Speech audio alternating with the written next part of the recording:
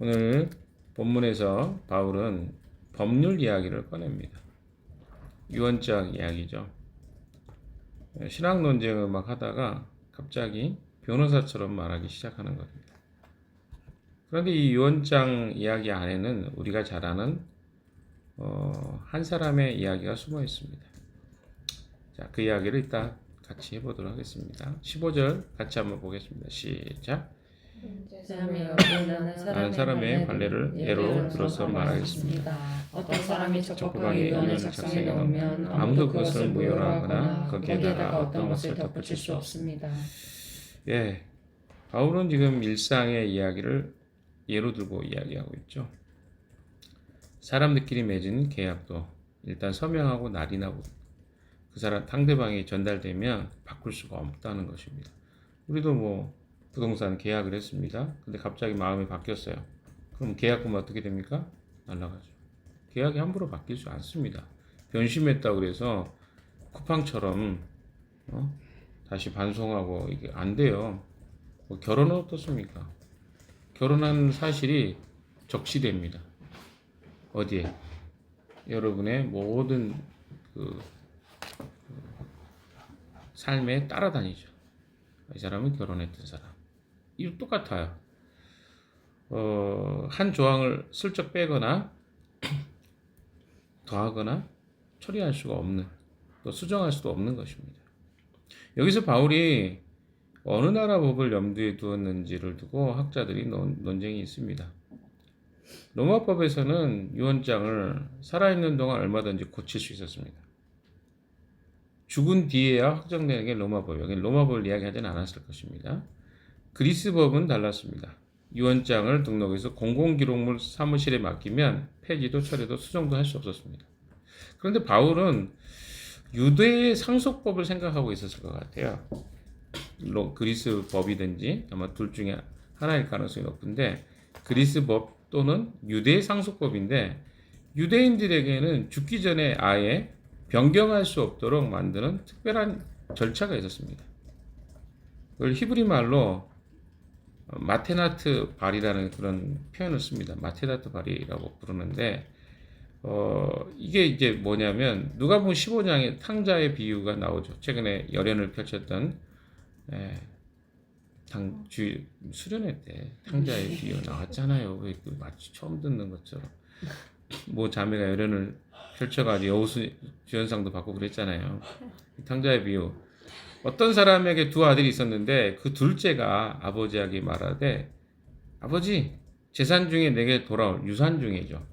분깃을 내게 주십시오. 이 말은 유산을 달라는 거거든요. 둘째 아들이 요구한 것이 바로 이것입니다. 아버지가 살아계신데 유산을 달라고 한 거예요. 그것도 되돌릴 수 없는 방식으로 달라고 했습니다. 아버지 입장에서는 당신이 죽은 셈 치겠다는 말을 들은 거랑 똑같은 거예요. 당신 죽었다고 생각하고 주세요. 그 유산이 그런 거예요.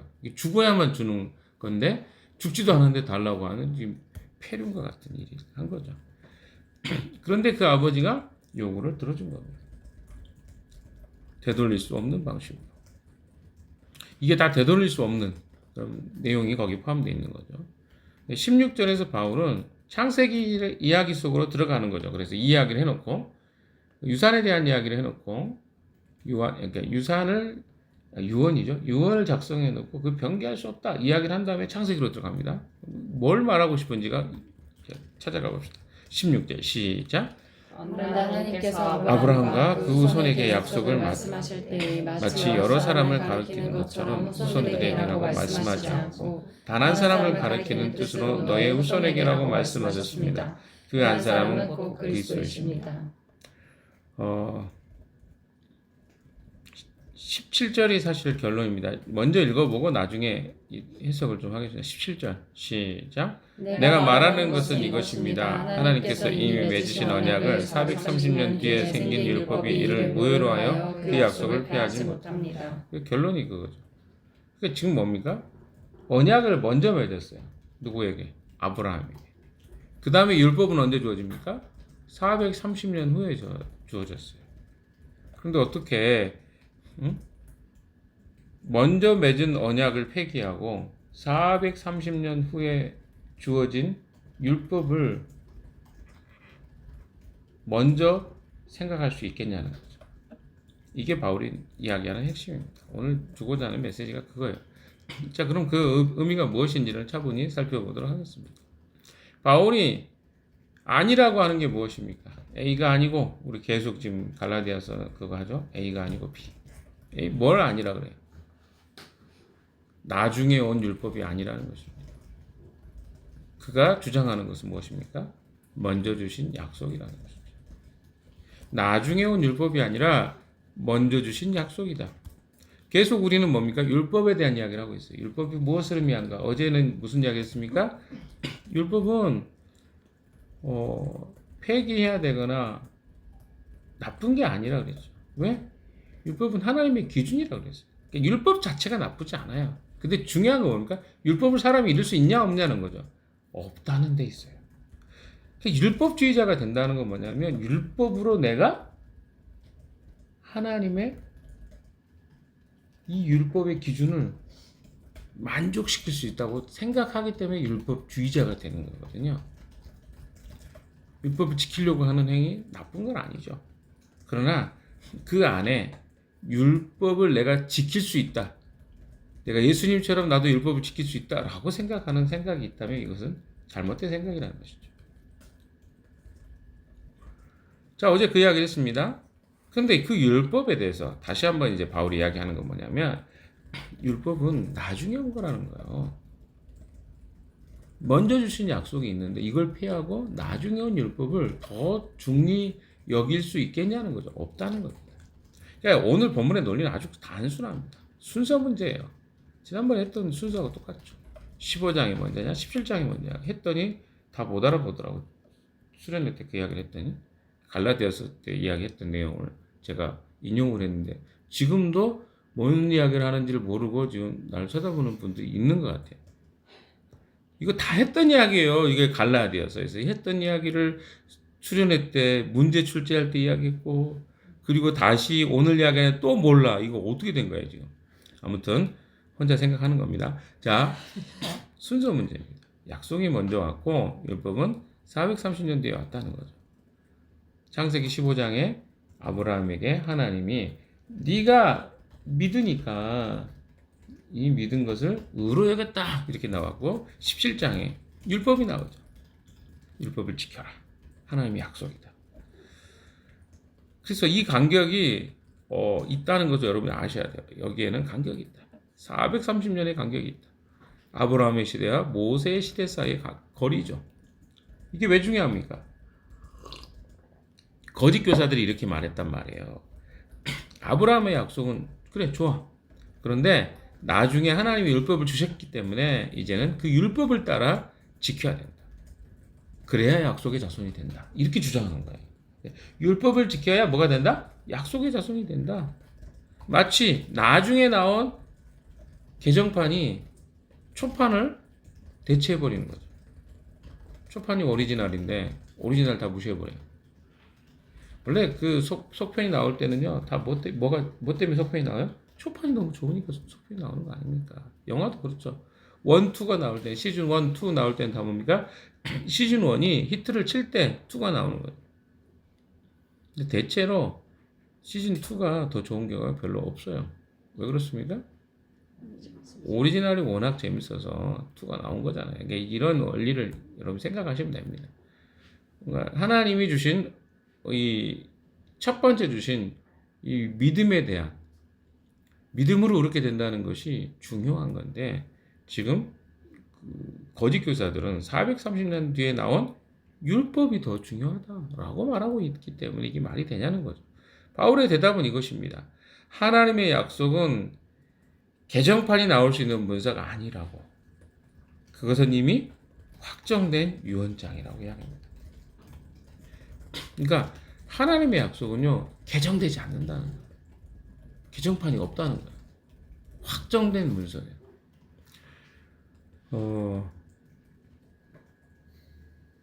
어떤 신학자, 주석가는 이렇게 표현합니다. 아니, 인간의 법정에서도 확정되어진 유언장을 고칠 수 없다면 하나님, 그러니까 전능하신 하나님의 그 법정 안에서는 그 원칙이 얼마나 더 큰 힘을 갖겠느냐.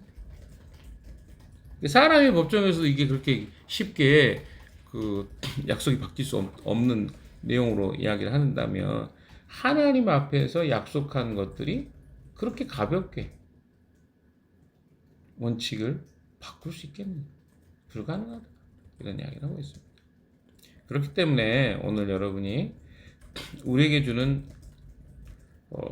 오늘 본문이 우리에게 주는 첫 번째 위로가 뭐냐면 하나님의 약속에는 나중에 붙은 단서 조항이 없다는 거예요. 그래서 무슨 말이야? 이런 거죠. 단 조건을 충족할 시에는 이 약속이 우리에게 유효함이 이게 없다는 거예요. 조건을 단 이런 문구가 없는 거죠. 근데 사람은 있죠. 이럴 경우에는 이렇게 합니다. 단 보험에 항상 있잖아요. 단 아니 보험료 열심히 냈는데 응? 허리 아파서 제가 보험료 청구했더니 단 입원 치료를 했을 때만 보험료를 돌려받을 수 있습니다. 응? 이런 거죠. 황당한 거 많잖아요. 단 자동차 사고가 났는데 단 당신이 중앙선 침범을 했기 때문에 보험료 돌려받을 수 없습니다. 당신이 다 자가 부담해야 돼. 뭐 이런 이야기 많잖아요. 우리는 자주 그런 단서를 생각하게 되죠. 그래서 하나님 나를 사랑하신다고 하셨지만 아마 내가 이렇게 살면 하나님 나를 좋아하지 않을걸? 않으실걸? 이런 거 생각하죠. 내가 이번에도 넘어졌으니까 이제는 정말 끝인 것 같아. 그래서 내 자신의 근거를 두고 하나님을 생각하는 경향이 많죠. 그래서 내가 거룩하게 살면 하나님 앞에 떳떳하고 내가 조금 뭔가 게으르고 나태하고 내 기준으로 봤을 때 문제가 있다고 생각하면 내 스스로가 하나님 앞에 서는 것이 떳떳하지 않습니다. 그래서 기도조차 안 하게 되죠. 왜? 낯짝이 없어서. 내 스스로 그런 생각을 율법적으로 생각하는 거죠. 아유, 볼 낯짝이 없는데 어떻게 하나님 앞에 나아갑니까? 제 삶이 이렇다고요. 이런 식의 생각이 있는 거죠. 이게 다 잘못된 것입니다. 오늘 본문은 뭐라고 하니까 그 문서는 이미 확정되었고 아무도 고칠 수 없다고. 내 행위와 상관이 없다고. 두 번째로 볼 것은 16절입니다. 16절에 보시면 바울은 창세기에 내 자손이라는 단어가 단수라는 데 주목합니다. 그리고 그 한 자손이 그리스도라고 말합니다. 이게 무슨 의미입니까? 한번 좀 살펴봅시다.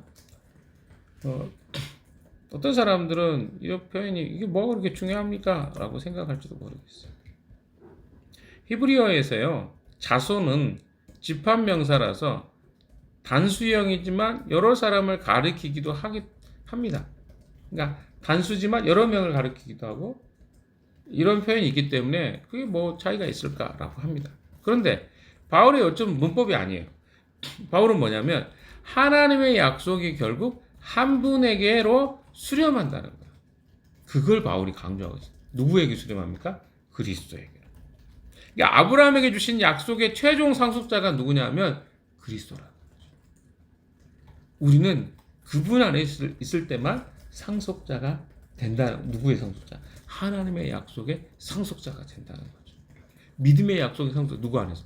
그리스도 안에서. 그래서 우리가 다 정체성 인사할 때 그리스도 안에서, 그리스도 안에서, 그리스도 안에서, in Christ, in Christ, in Him, in Him. 이미 이게 하는 이유가 뭐냐면 그분이 너무나 이 약속의 근거가 되기 때문에 그렇다는 것입니다.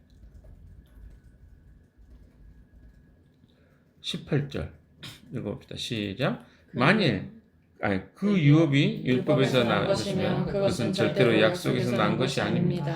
그러나 하나님께서는 약속을 통하여 아브라함에게 유업을 거저주셨습니다. 그렇죠. 유업이라는 말을 눈여겨 보십시오. 유업이라는 말. 유업은 일에서 보는 게 아닙니다. 물려받는 거예요. 유산이라는 말이죠. 우리가 하나님께 받은 것도 그렇습니다. 급여가 아니라 유산이에요. 유산과 급여를 헷갈리십니까? 유산은 뭡니까? 값없이 받는 거예요. 여러분 뭐 해서 주는 거예요? 좀 그러긴 해요. 저희 아버지 어머니는 뭐 주신 게 별로 없어가지고 아무튼 좀 이 유산을 생각하면 별로 뭐 공짜로 받은 것도 없는데 이렇게 생각할지도 모르겠습니다. 아직도 여러분은 아직 부모님 살아계신 분들이 많으니까 그렇잖아요. 유산이라는 것의 의미를 잘 깨닫지 못할 수도 있어요. 그런데 유산은 공짜로 받는 거예요. 근데 급여는 어떻습니까? 내가 일해서 받는 거야. 그러니까 급여와 유산은 완전히 다릅니다. 급여는 일한 만큼 받는 것이고 일을 그만두면 끊기는 거야. 유산은 관계에서 옵니다. 내가 무엇을 했느냐가 아니라 내가 누구의 자녀냐에 달려 있는 것이죠. 그래서 하나님이 유업이라는 것을 언급하고 있는 것이죠. 그래서 탕자의 이야기가 여기서 다시 생각해 봐야 돼요. 그 아들은 유산을 다 탕진해 버렸어요. 그런데 돌아왔을 때 아버지는 그를 품종으로 여기지 않고 아들로 다시 받아줍니다. 그가 자격을 회복해서가 아니에요. 그는 여전히 아들이었기 때문입니다. 이게 되게 중요합니다. 그러니까 아들이 실수했느냐 안 했느냐로 하나님은 보지 않아요. 우리가 그 자격을 상실했느냐 안 해 우리 기준이죠. 아버지는 여전히 변하지 않는 자녀라고 우리를 판단하고 있으면 끝나는 거예요. 자꾸 우리는 뭘로 내가 어떻게 했느냐 안 했느냐. 그러니까 이걸 버리라는 거예요. 바울이 말하고 싶은 거예요. 왜? 갈라디아에 온 거짓 교사들이 그걸 막 자꾸 강조하니까 그거 아니라는 거예요. 왜 행위에 그렇게 초점을 두냐? 그래서 여러분이 이제 자유하셔야 돼요. 뭐에 대해서? 내가 진짜 그리스도인이라고 하면 내 행위와 상관없이 복음은 여러분에게 작동하고 있는 거예요. 그럼 이런 생각이 나죠. 여기서 또 진짜 나쁜 생각입니다. 그럼 더 대충 살아도 됩니까? 이게 우리의 못된 생각이죠. 그게 뭐냐면 이게 무한 반복이죠. 그러니까 그러면 우리가 생각해 보세요. 하나님의 자녀라는 거 알아요? 그럼 악한 마음으로 내가 그럼 악하게 살면 그게 진짜 하나님 자녀입니까? 내가 실수할 수 있죠. 그러나 계속 그렇게 사는 사람은 어떻게 하나님의 자녀라고 할 수 있겠습니까? 내가 그런 자책이 들어오는 것은 나쁜 게 아니에요. 잘 제대로 살아보고자 하는 마음이 있기 때문에 그 생각도 들어오는 거예요.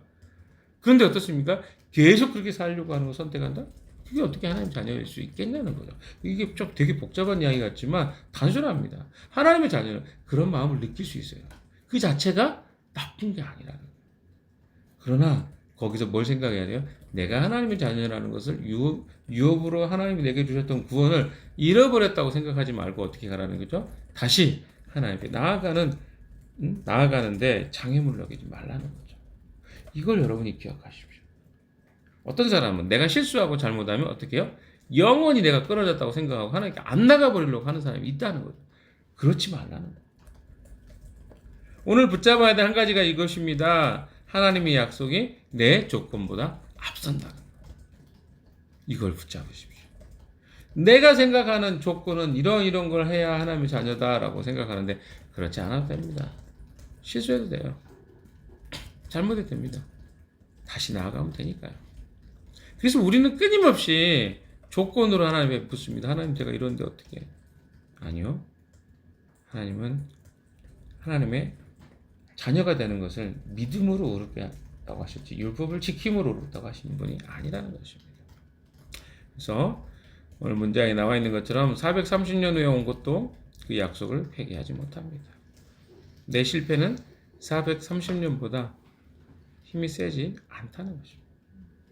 여러분 기억하십시오. 오늘 하루 여러 가지 마음이 들 수 있습니다. 근데 내가 받은 유산이 무엇인지 내 급여가 무엇인지 한번 생각해 보십시오. 내 급여는 내 힘으로 주어진 거고 유산은 내 어떠함과 상관없이 주어진 겁니다. 그래서 오늘 하루 계산해 보세요. 하나님이 내게 주신 유산이 무엇이고 내가 생각하는 급여가 무엇인가. 그래서 급여가 아니라 유산으로 살아가는 여러분이 되시기를 주님의 이름으로 축원합니다. 기도하겠습니다.